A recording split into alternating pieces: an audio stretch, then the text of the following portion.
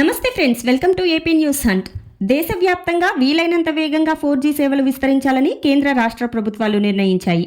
ఇందులో భాగంగా సెప్టెంబర్ కల్లా 70%, మార్చిలోపు 100% 4G సేవలను దేశవ్యాప్తంగా అమలు చేయబోతున్నామని గ్రామీణాభివృద్ధి కమ్యూనికేషన్స్ శాఖ కేంద్ర సహాయ మంత్రి డాక్టర్ పెమ్మసాని చంద్రశేఖర్ తెలిపారు. తాడికొండలోని BSNL కార్యాలయంలో ఏర్పాటు చేసిన 4G టవర్ను పెమ్మసాని, స్థానిక ఎమ్మెల్యే తెనాలి శ్రవణ్ కుమార్ అధికారులతో కలిసి ఆదివారం పరిశీలించడంతో పాటు టెస్ట్ చేశారు.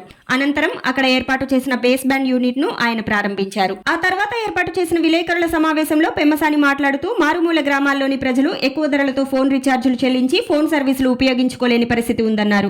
రీఛార్జ్ ధరలు పెరగడం వల్ల ప్రజలు ఇబ్బంది పడే పరిస్థితిని మార్చాలనే ఉద్దేశంతో BSNL ను 4G సేవలతో ఆధునీకరించాలని కేంద్ర రాష్ట్ర ప్రభుత్వాలు నిర్ణయించాయని వివరించారు. అందులో భాగంగానే తాను 4G టవర్ ను పరిశీలించి టెస్టులు జరిపామని పెమ్మసాని తెలిపారు. ప్రధాని మోదీ, ముఖ్యమంత్రి చంద్రబాబు నాయుడు కలలు కన్న విధంగా ప్రజలకు ఉన్నతమైన ఫోన్ సేవలు అందుబాటులోకి తెస్తున్నామని పెమ్మసాని చెప్పారు.